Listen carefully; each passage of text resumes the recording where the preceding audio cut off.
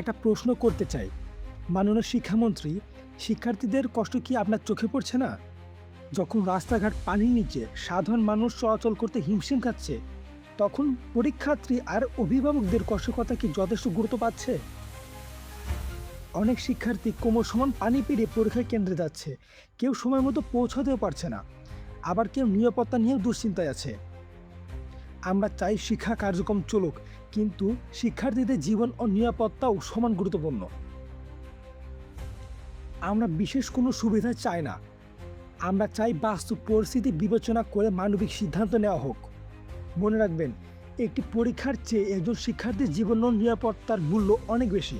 আপনি যদি মনে করেন শিক্ষার্থীদের নিরাপত্তা সবার আগে হওয়া উচিত, তাহলে আপনার মতামত কমেন্টে জানান এবং ভিডিওটি শেয়ার করুন।